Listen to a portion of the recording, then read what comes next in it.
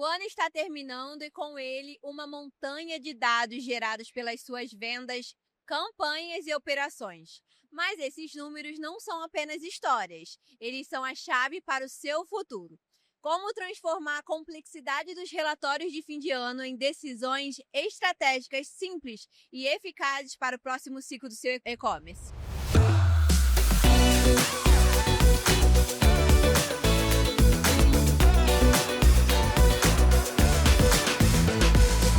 Eu sou a Tainá Correia, do Marketing do Bling, e sua host nessa temporada especial do fim de ano. No episódio de hoje, vamos aprender a decifrar os relatórios, identificar os insights mais valiosos e a usá-los para planejar um novo ano, com mais inteligência e menos achismos. E tudo isso com quem já sabe muito bem o que faz. Para nos guiar em um episódio repleto de ideias, acertos e aprendizados, recebemos a Letícia Vaz, influenciadora, empreendedora, fundadora da LV Store, da Moda Lab, sócia da Nuvem Shops e da Nexus Analytics. E, claro, o rosto da campanha do Bling por aí. Sim! Bem-vinda, Muito Letícia. obrigada! Eu tô muito feliz de estar aqui depois da campanha, porque foi a primeira vez, para quem não sabe, que eu fiz uma campanha de abrangência nacional, assim, tanto offline quanto na TV. Então, para mim, foi muito impactante. Inclusive, eu tomei um susto a hora que eu tava passando lá fora. Tem uma imagem gigantesca minha. Eu fiquei, meu Deus, que chique! É o multiverso da Letícia. É o multiverso da Letícia, eu amei. E a Letícia postou um vídeo muito legal, né? Mostrando a reação dos Da seus minha fãs. família. A minha família ficou super animada, porque eles não sabiam quando ia ao ar e nem como era a gravação. E aí eu chamei todo mundo em casa, coloquei lá na minha sala de TV e coloquei a campanha pra rodar. E aí, tipo, ficou todo mundo assim, meu Deus, minha filha é famosa, tá na Globo. Foi incrível. Muito bom. Letícia, vamos falar um pouco da sua relação com o Bling? Como ele surgiu? Hoje você é uma super parceira nossa, mas você utiliza o Bling ali no seu negócio. Então, como surgiu? Foi do zero? Foi desde o primeiro dia da LV que o Bling tá ali? Conta um pouquinho pra gente. Foi do zero. Eu acho que é a única plataforma que está com a LV. A LV tem 10 anos. Só que no primeiro ano a gente revendia, era extremamente, assim, pequeno e amador. Então, foi nesse único momento que o Bling não estava. A partir do momento que a gente começou a entender que o negócio estava tracionando, a gente colocou o Bling e vai fazer 8 anos. 8 ou 9 anos que a gente tá junto. E aí eu tenho várias outras empresas, e é engraçado que minha mãe tem uma empresa de roupa de bebê, meu pai tem uma empresa de autopeças, e todos usam Bling. Então, eu meio que toda a minha família inteira só tá assim, Bling. E eu uso faz, assim, muitos anos e eu não troco por nada. Eu acho que a quantidade de funcionalidades que vocês têm é muito difícil, pelo custo-benefício, uma outra plataforma ter a mesma quantidade de funcionalidades e de nível de entrega e de nível de relatório e de cruzamento de dados e de praticidade pelo valor investido. Então, para mim, assim, eu sou muito time Bling e sempre fui e sempre serei. Boa. E aí, vamos falar um pouco de fim de ano, tá? Porque a gente sabe que o 2026 está batendo na porta e tem muitas campanhas, tem muitas datas importantes para acontecer, mas eu já conversei com algumas pessoas e alguns especialistas e convidados, e eles falaram da importância dessa análise de dados para você entender o que você tem que fazer na Black Friday, no fim de ano, no aniversário da sua empresa, enfim, Sim. São várias opções de ofertas e campanhas. E eu queria entender como que é o fim de ano da LV, como vocês fazem ali para analisar os dados, dados são esses, o que você acha que é válido pensar para mapear o seu próximo ano, porque assim, a gente sabe que vão surgindo coisas e no meio do caminho você vai lapidando, trazendo ideias, etc. Mas de um modo geral, para começar o ano, como... Sim, eu acho que, de início, eu acho que a LV, ela preza muito pelo final do ano, porque, como sendo um setor de moda feminina, o final do ano, tanto com Black Friday quanto Natal e Ano Novo, é momento que as mulheres estão buscando comprar roupa para as festas, para viagem. Então, a gente tem um aumento muito grande de receita e também de ticket médio. Então, para esse final de ano, a gente se prepara, assim, com muita expectativa de faturamento. E para isso, a gente avalia, a gente tem duas análises. uma análise que a gente faz antes, a gente faz a análise do primeiro semestre para o segundo semestre, e a gente tem a análise do ano todo para o próximo ano. Então, essa primeira análise, ela ajuda muito a gente a entender, primeiro, relatório de estoque. O que a gente tem parado, em quais quantidades, porque a gente precisa, de alguma forma, trazer essa receita de volta na Black Friday ou em algum tipo de sale, de promoção, para o próximo ano. Então, essa é a primeira coisa que a gente olha. Depois, a gente olha muito a margem de contribuição. Então, a gente olha alguns relatórios financeiros para entender o cadastro do produto e qual é a minha margem de contribuição, que é qual o lucro que eu tenho de cada peça. Porque isso, a gente, às vezes, lida muito no achismo. O empreendedor, ele acha que aquela peça está dando tanto de lucro. Mas quando ele vai analisar, às vezes, aquela peça não está dando o lucro que ele imagina. E aí, ele consegue remodelar isso para o próximo ano. Então, a gente tem esse cuidado muito grande com a margem de contribuição de lucro de cada peça individualmente. E outra coisa que a gente analisa, que o Bling também traz pra gente, é a curva ABC. A gente entender quais são os nossos produtos, né? Aqueles 20% dos produtos que são responsáveis por 80% do nosso faturamento. Esses são os produtos best-sellers que, para o próximo ano, eles precisam ter uma linha fixa.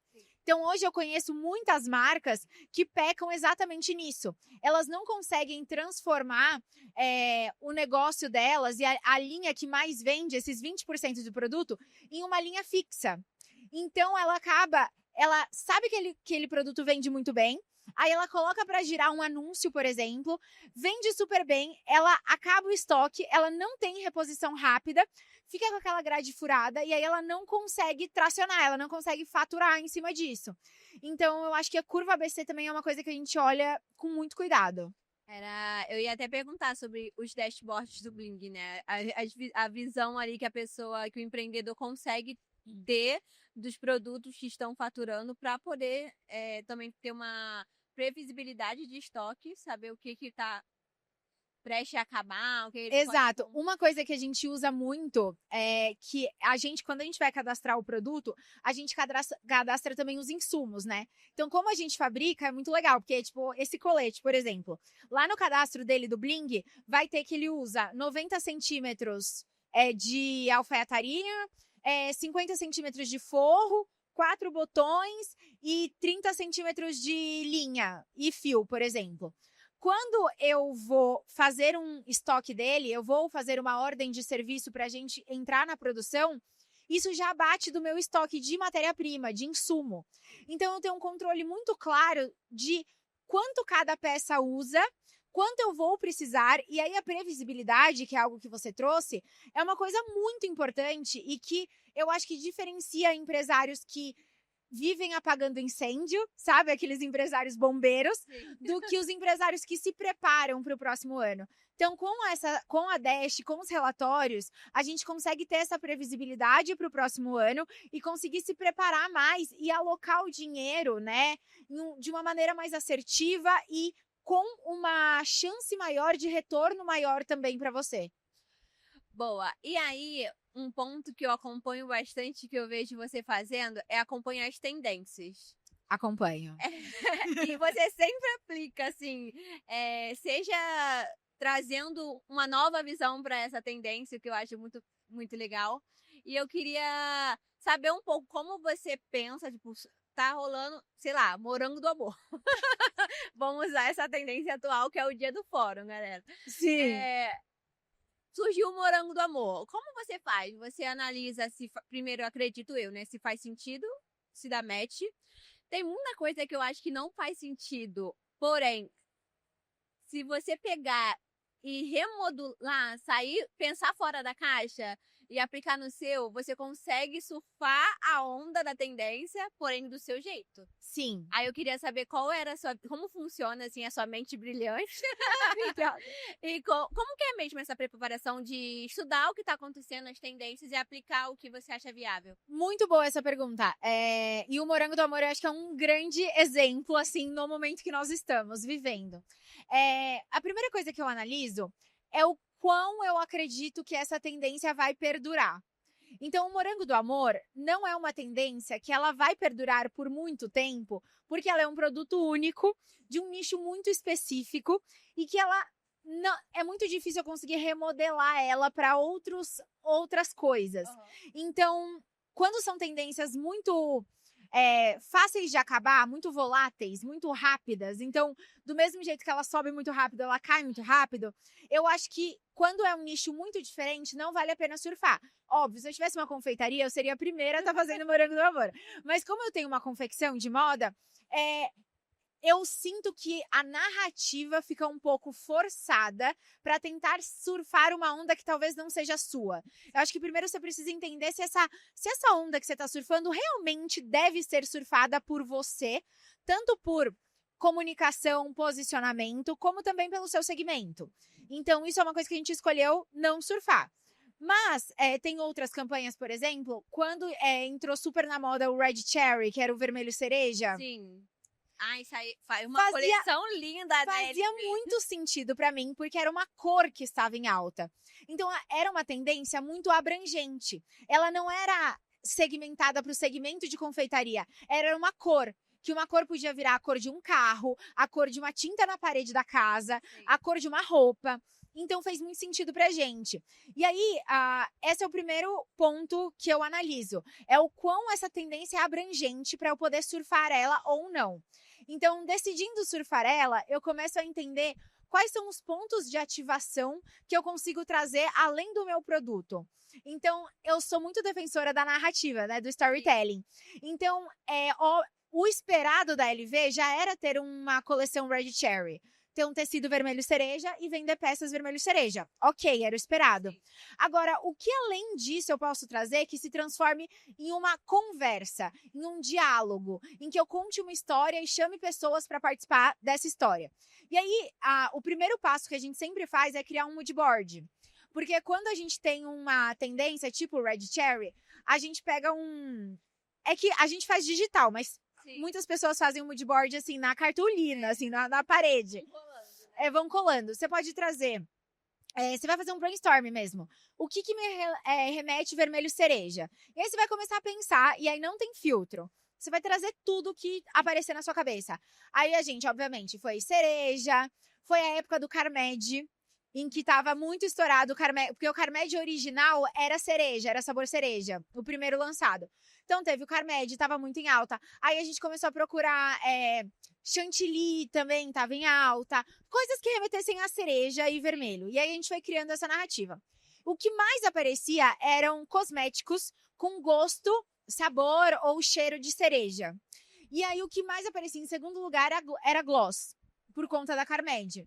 E aí a gente falou, então vamos afunilar. É como se você pegasse um mar azul e fosse afunilando até você chegar na resposta. E aí a gente vai afunilando, afunilando, afunilando. Aí a gente acabou com sabor cereja e com gloss.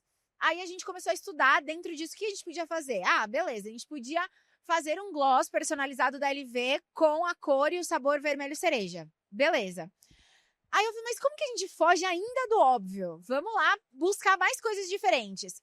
Aí a gente começou a entender que o grande viral do momento, que foi um pouquinho depois do Carmed, foi a Hailey Bieber com aquela capa, a case da Rhode, que encaixava o gloss. Uhum. E aí isso virou uma chavinha na nossa cabeça, porque a maior parte das meninas, quando elas vão gravar look do dia, elas gravam no espelho. E o que aparece é a case do celular. Muito. Então a gente começou a pensar, como que eu posso transformar um brinde, uma coisa que todo mundo já tá esperando, em algo que também vai ser um propulsor da minha marca. E aí a gente desenvolveu Como eu não podia desenvolver case do celular, porque cada um tem um celular e um modelo diferente, a gente desenvolveu um porta-gloss, em que ela colava na capinha dela e ela encaixava o gloss da LV ali. E o gloss tinha o nome da LV. Então, quando ela ia postar o look, além dela estar mostrando o meu look, ela também mostrava a minha marca. E ela recebia junto com... E ela recebia como brinde. Então, foi uma grande, assim, tendência que a gente surfou. E a gente foi surfando micro tendências dentro dessa grande tendência. Mas tudo seguindo muito a lógica de narrativa e de storytelling. Boa. Uau, né? Essa campanha foi incrível. Então, tá, você lançou essa campanha e aí como você analisa para saber se deu certo ou não deu certo, sabe? E muito mais de E além, assim, de números, como que é essa análise? A gente tem tanto análise de redes sociais, porque depende muito. A gente tem vários tipos de lançamento. Óbvio que a maior parte dos negócios, sempre o objetivo vai ser conversão. Eu preciso de receita para o meu negócio. E ótimo. Mas existem coleções que a gente não faz com foco em conversão. A gente faz com foco em awareness, por exemplo, captar novos clientes. Faz com foco em posicionamento, se diferenciar, ser uma marca que as pessoas lembram. Então elas vão pensar, aquela marca que fez o gloss igual a Hailey Bieber. Então, você entrar em conversas que você não estava. Um dos objetivos do nosso lançamento do Red Cherry era trazer uma comunicação do TikTok. Porque a gente é uma marca que tem 10 anos. O TikTok no Brasil é muito mais novo. Eu comecei quando o Instagram era o hype. Hoje o TikTok é o hype. Como que eu coloco uma marca que está há 10 anos no mercado em uma nova conversa? Então, um lançamento, ele serve também para esses objetivos de posicionar em novos diálogos. Então, todo mundo, quando recebia e colava o gloss, queria fazer um vídeo falando no TikTok sobre como uma marca, porque nenhuma marca de cosmético brasileira tinha feito um porta-gloss. Então, precisou de uma marca de moda fazer um porta-gloss e enviar como brinde de graça para o cliente, para as marcas começarem a ver que poderiam ter um produto ali. Então, isso fez com que as meninas do TikTok, que são mais antenadas com tendência, quisessem falar sobre a LV. Então, isso é um objetivo. Então, acho que é muito importante o empreendedor entender qual é o objetivo dele e que nem sempre pode ser venda, senão ele vai ficar sempre muito refém de coisas tangíveis, como valor do frete, como preço, promoção. Então, ele também precisa ter objetivos que vai ser alcançar mais pessoas, vai ser posicionamento de marketing, vai ser branding, enfim. Então, acho que esse é o primeiro ponto. Segundo ponto, a gente vê também o aquecimento da base. Quem que a gente trouxe? A gente trouxe muitos clientes novos, e isso é muito fácil de ver no Bling, que eu amo, que é quando você importa os pedidos, já aparece uma tagzinha do lado do nome do cliente, se é a primeira venda ou não. Então, isso faz com que a gente tenha uma clareza muito grande ali de importar os pedidos, olhar e, assim, só de bater o olho você já fala, putz, tem muito cliente novo. Então, aí eu já acende uma luz. Nossa, esse lançamento me trouxe clientes novos. O que eu fiz de diferente nesse lançamento para eu adquirir clientes novos? Então, isso é uma métrica que a gente olha. A gente olha também muito o ticket médio, né? O quanto que a gente vendeu naquela coleção. Porque quando a gente está falando de moda, a gente está falando de um mix de produto, que pode ser desde um blazer, que vai custar R$500, um vestido que vai custar R$800, mas um top que pode custar R$99. Então, a gente tem que também pensar que quando a gente desenvolve uma coleção, a gente tem que fazer um mix de produto em que o valor do ticket médio daquele cliente funcione. Mas, às vezes, a gente desenvolve tudo certinho. E aí, quando a gente vai lançar, a gente vê que a adesão de peças muito mais caras foi muito maior e nosso ticket elevou. Ou a adesão foi muito de peças mais baratas, então nosso ticket baixou. Isso é uma coisa que todo mundo precisa olhar.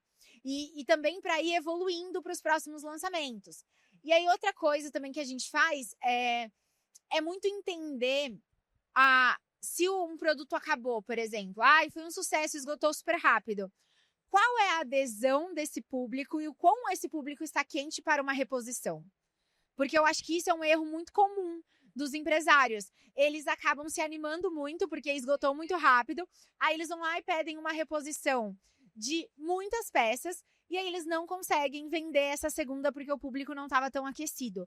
Então, estudar também o quão esse público está aquecido para uma reposição é algo que a gente olha. Você falou que vocês olham bastante para a métrica de novos clientes. Sim.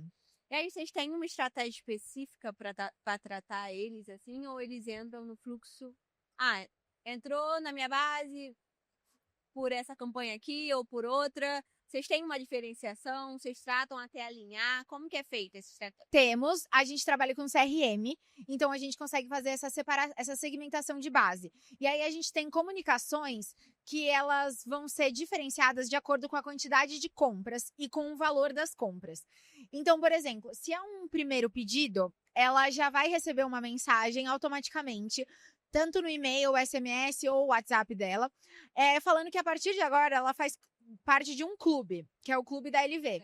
E aí a gente vai chamar ela para um grupo de WhatsApp, VIP, em que ela vai poder se transformar em uma mais engajada. Então, nosso foco é sempre fazer com que as pessoas mais desaquecidas vão subindo para se tornarem as clientes mais aquecidas. E aí a gente faz isso criando estratégias de unir essas clientes que acabaram de entrar com clientes que já são embaixadoras da marca. Porque quando uma cliente que ela tá fria, ela comprou de você a primeira vez, ela vai conversar com você, ela tá falando com uma marca, ela tá falando com uma instituição. Então, ela tem um tipo de apego.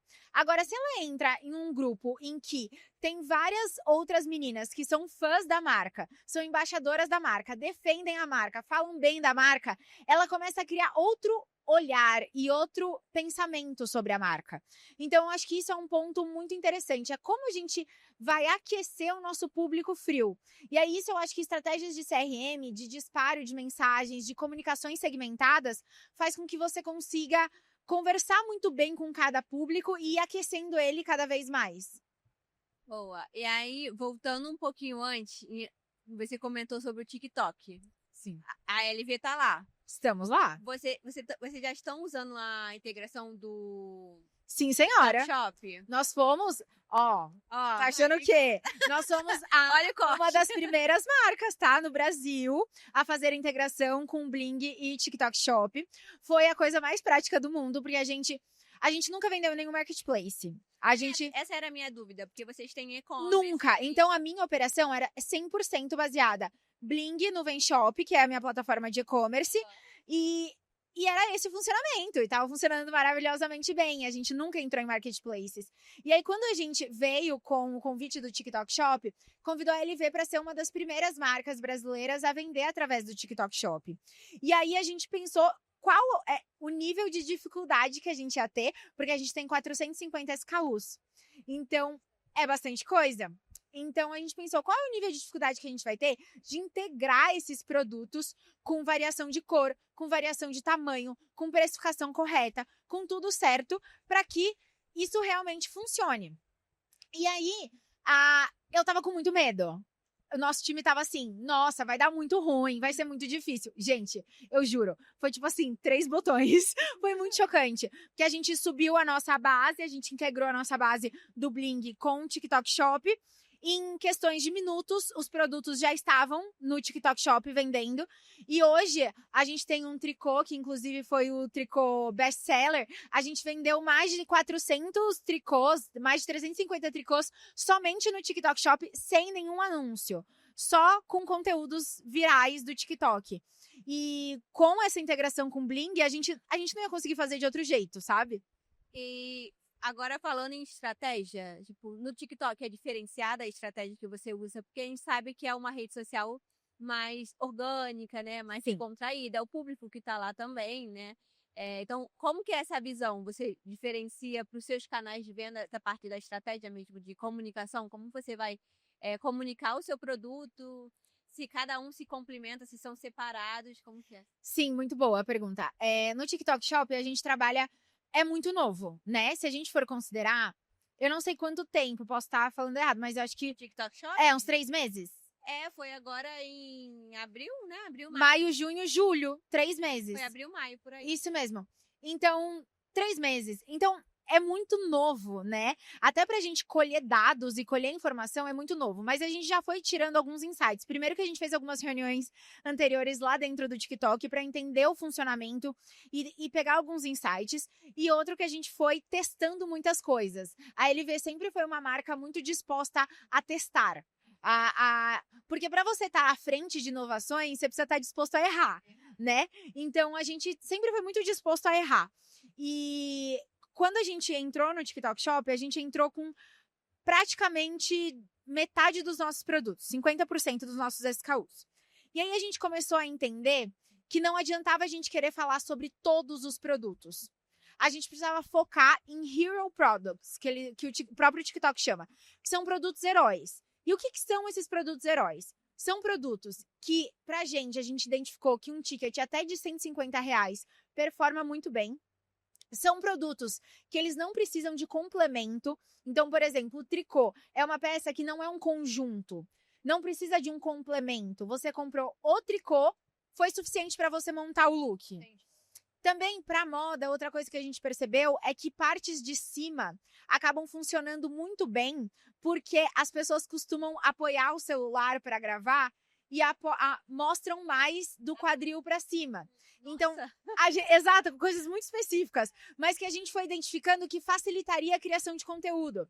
Porque é óbvio, eu vi até um anúncio da Renner, que a Renner vendeu mais de 4.000 calças jeans do mesmo modelo. Só que ali tem uma base muito grande de disparo para influenciadores, para afiliados, pessoas que já estão acostumadas a criar conteúdo. Então, elas têm um tripé, elas entendem de posicionamento. Quando a gente vai falar de uma marca que não vai ter esse budget e talvez o próprio cliente vai fazer esse vídeo, a gente precisa facilitar a vida dele. Então, a gente entendeu que peças de cima, elas acabam funcionando melhor. A gente entendeu também que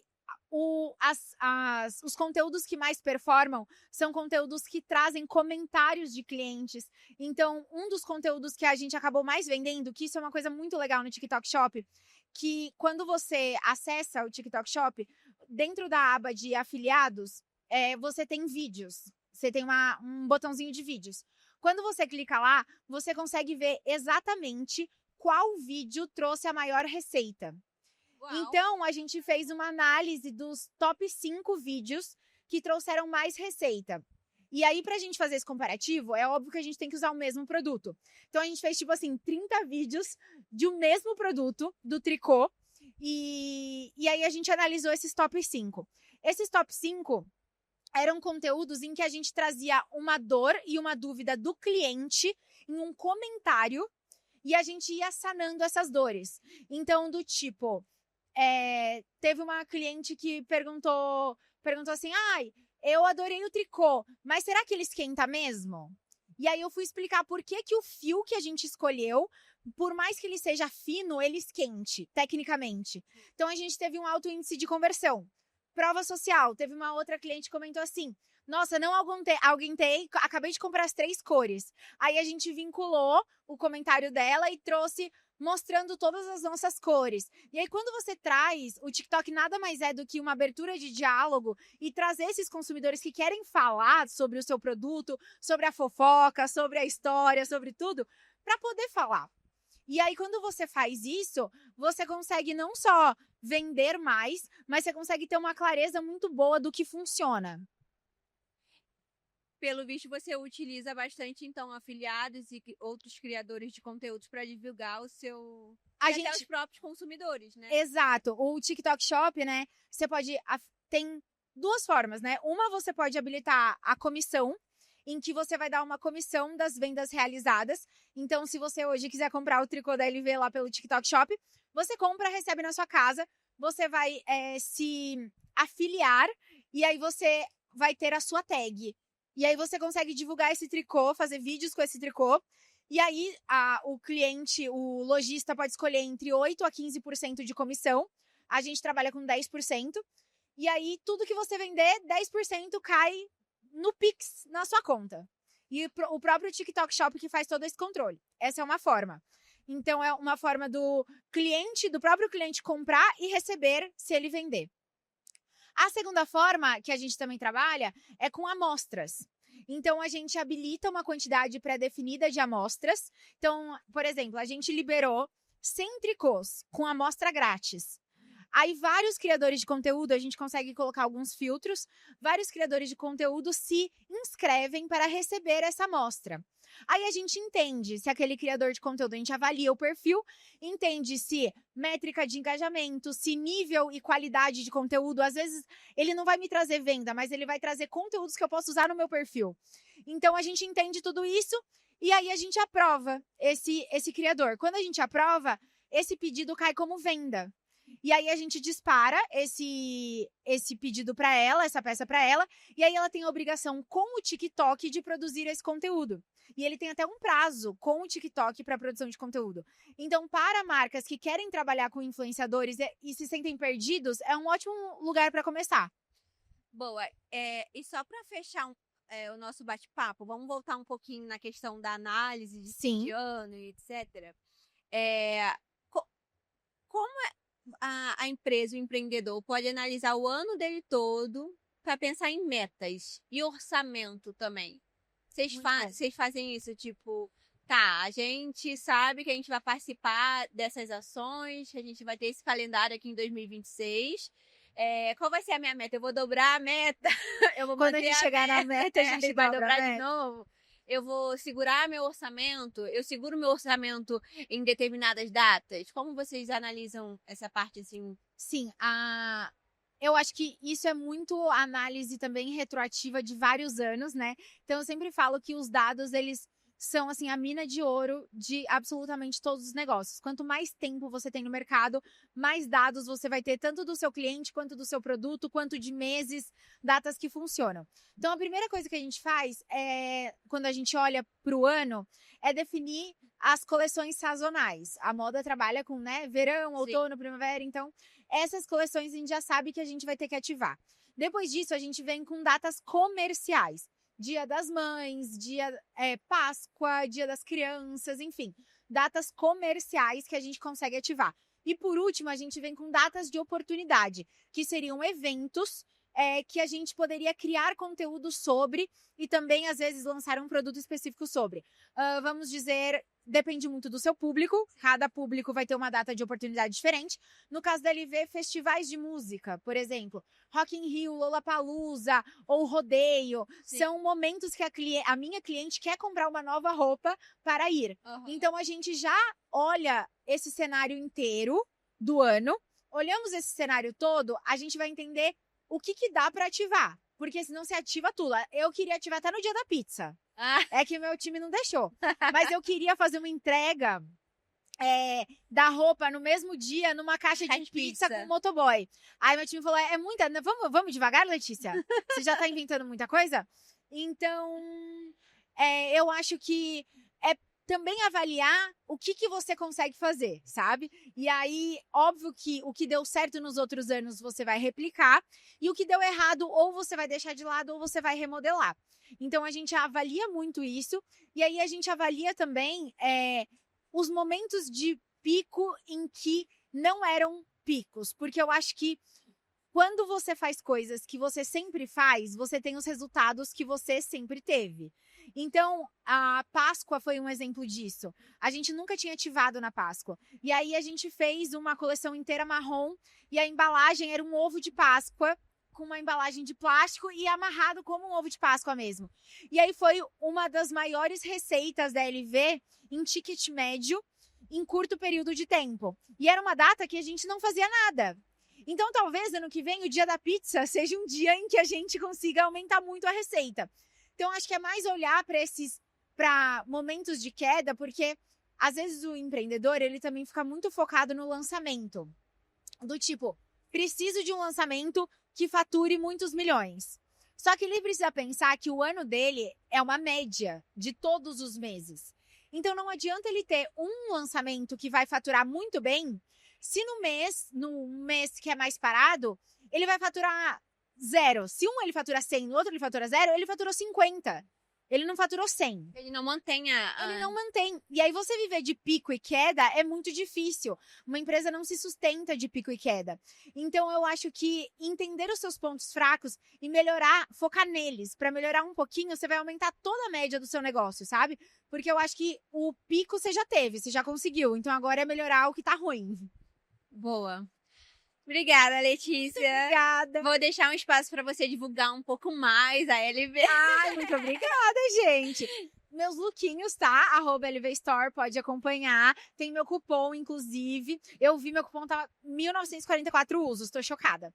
Podem usar mais. LV Letícia, tá? E aí, podem me acompanhar também. Eu tenho meu podcast, LV Talks, toda semana no Spotify, no YouTube. E também o meu perfil, @LeticiaVaz. E eu tenho meus cursos, tenho infoproduto, vai acompanhar minhas palestras, enfim, acompanhar tudo. É muito empreendedora, tem muita coisa. Muito obrigada pela participação, Letícia. Bom, transformar os dados em decisões estratégicas é a diferença entre crescer por acaso e crescer com propósito. Esperamos que as dicas da Letícia te inspirem a olhar para os seus relatórios de fim de ano e pensar em como eles são um verdadeiro mapa para o seu sucesso. Depois de vender muito e analisar todos os números, surge um desafio crucial: o pós-venda intenso dessas férias. No próximo episódio, vamos falar sobre como organizar e agilizar o processo de devoluções e trocas para manter a confiança do cliente e evitar prejuízos. Fique ligado no próximo episódio. Se você não segue o Bling nas redes sociais, é Bling RP em todas as redes. Se inscreve no canal do YouTube e no nosso Spotify. Te espero na próxima.